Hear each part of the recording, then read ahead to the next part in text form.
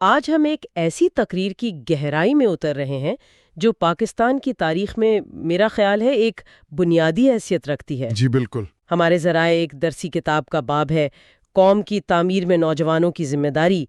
اس میں قائد اعظم کے اس خطاب کے اقتباسات ہیں جو انہوں نے 24 مارچ 1948 کو ڈھاکہ یونیورسٹی میں کیا تھا۔ اور اس کا وقت بہت اہم ہے۔ جی، یہ پاکستان بننے کے صرف 7 مہینے بعد کی بات ہے، ایک ملک جو ابھی اپنے پاؤں پر کھڑا ہونے کی کوشش کر رہا ہے۔ تو آج کا ہمارا مقصد یہی سمجھنا ہے کہ اس وقت ایک بالکل نئی ریاست کے پہلے گریجویٹس کے کاندھوں پر کیا ذمہ داریاں ڈالی جا رہی تھیں اور اس ویژن میں آج ہمارے لیے کیا سبق ہے۔ بالکل، یہ صرف ایک تقریر نہیں تھی، یہ ایک طرح سے مستقبل کا ایک نقشہ تھا جو نوجوانوں کے حوالے کیا جا رہا تھا۔ اچھا، اس تقریر کی جو بات مجھے سب سے پہلے حیران کرتی ہے وہ اس کا آغاز ہے۔ یہاں قائد اعظم ایک سربراہ مملکت کے طور پر نہیں بلکہ ایک دوست کی طرح بات کر رہے ہیں۔ وہ تقریباً معذرت خواہانہ انداز میں کہتے ہیں کہ میں کوئی فلسفیانہ بھاشن نہیں دوں گا۔ جی، اور نہ ہی کوئی ماہر تعلیم ہو۔ بالکل۔ ان کے بات کرنے کا یہ جو طریقہ تھا یہ ہمیں کیا بتاتا ہے؟ یہ انداز بہت سوچا سمجھا ہے۔ اس سے وہ فوری طور پر ایک ذاتی تعلق قائم کر رہے ہیں۔ وہ حکم نہیں دے رہے بلکہ آپ کہہ سکتے ہیں کہ رہنمائی کر رہے ہیں۔ صحیح۔ وہ کہتے ہیں کہ میں آپ سے ایک ایسے شخص کی حیثیت سے بات کر رہا ہوں جس کے دل میں آپ کے لیے ہمیشہ محبت رہی ہے۔ یہ صرف الفاظ نہیں ہے، یہ ایک نفسیاتی حکمت عملی ہے۔ وہ نوجوان نسل کو یہ احساس دلا رہے ہیں کہ میں آپ کو اپنا سمجھتا ہوں، اور پھر وہ انہیں یاد دلاتے ہیں کہ آپ کی نسل پچھلی نسلوں سے بالکل مختلف ہے۔ آپ ایک آزاد ملک کے شہری ہیں۔ اور وہ اسے ایک انقلابی تبدیلی کہتے ہیں۔ جی، انقلابی تبدیلی۔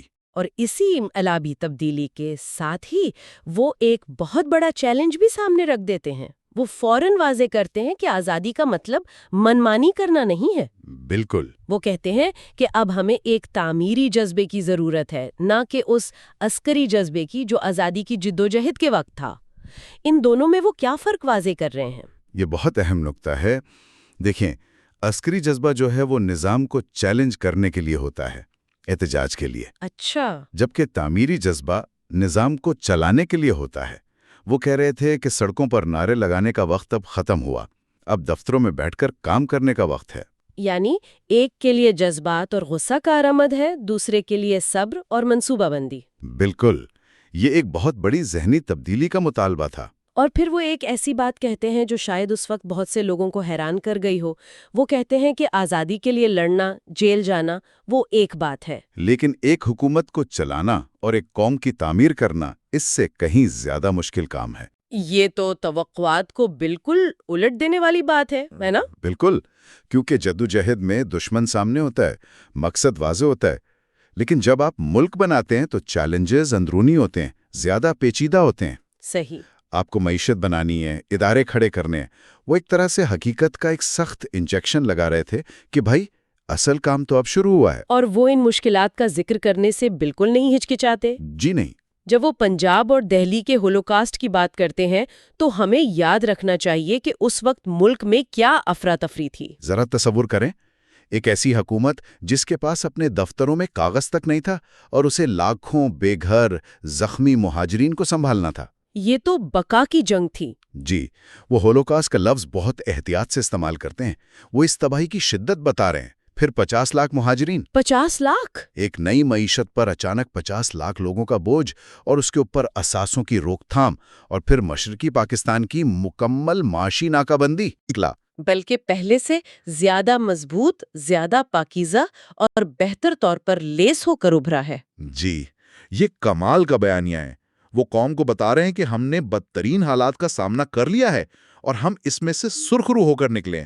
یہ مورال بلند کرنے والی بات ہے۔ بہت زیادہ۔ لیکن ساتھ ہی وہ ایک انتباہ بھی کرتے ہیں۔ وہ کہتے ہیں کہ ہمیں مستقل چوکنا رہنا ہوگا کیونکہ دشمن اب بھی ہمیں کمزور کرنے کی کوشش میں ہیں۔ یہ ایک دلچسپ توازن ہے۔ ایک طرف آپ کہہ رہے ہیں کہ ہم مضبوط ہیں، دوسری طرف کہہ رہے ہیں کہ ہر وقت چوکنا رہو۔ کیا اس سے ایک مستقل خوف کی فضا پیدا نہیں ہو سکتی تھی؟ یہ ایک زبردست سوال ہے۔ میرے خیال میں وہ خوف نہیں بلکہ حقیقت پسندی پیدا کرنا چاہ رہے تھے۔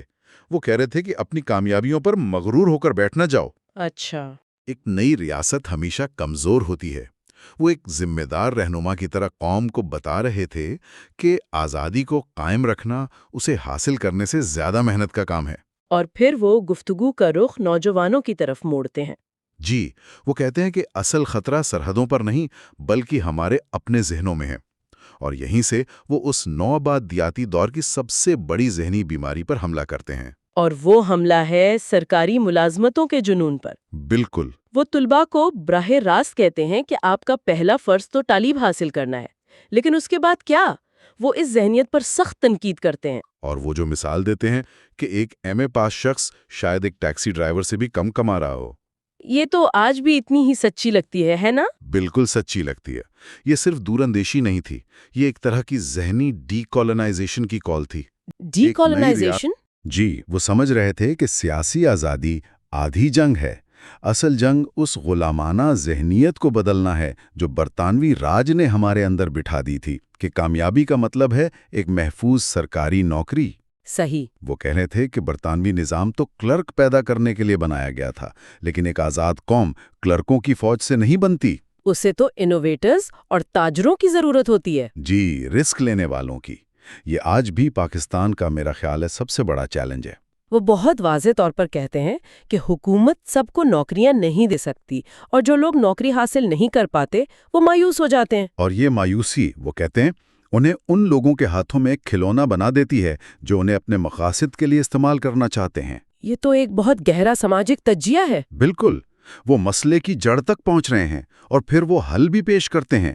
وہ کہتے ہیں کہ اپنی توجہ اپنے مقاصد کو دوسرے شعبوں کی طرف موڑو، جیسے کہ تجارت، کامرس، بینکنگ۔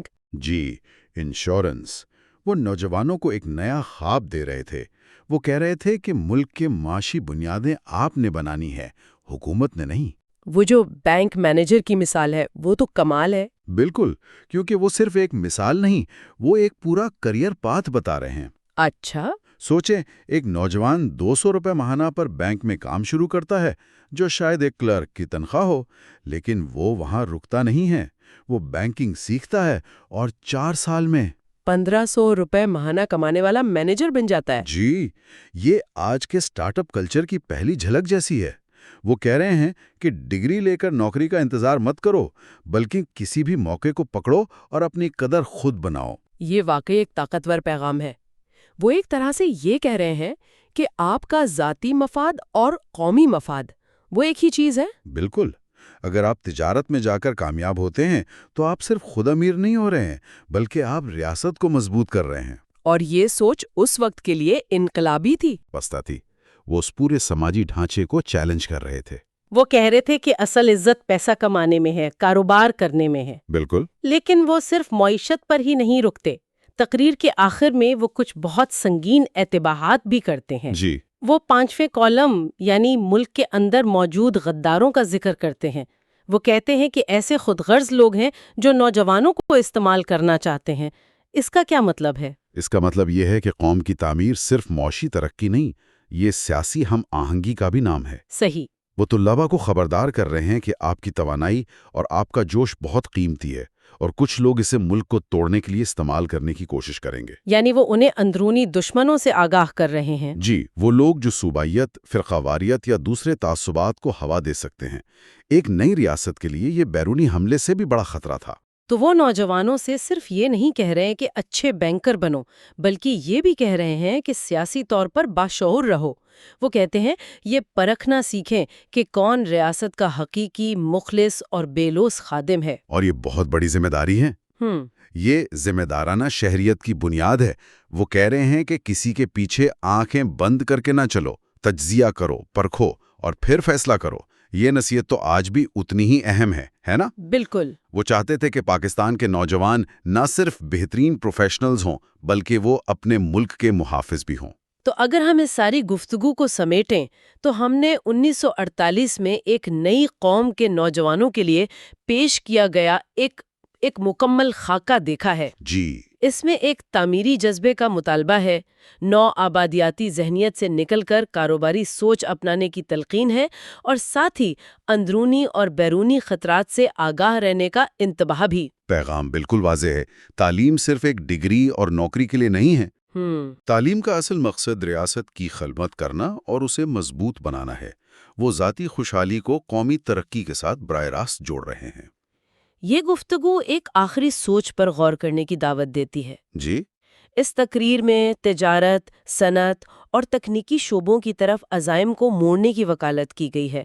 آج کی دنیا کو اگر ہم دیکھیں، جہاں گگ اکانومی ہے، آرٹیفیشل انٹیلیجنس ہے، سٹارٹ اپس ہیں، بالکل مختلف دنیا ہے۔ تو 75 سال سے زیادہ عرصے کے بعد آج کا کوئی رہنما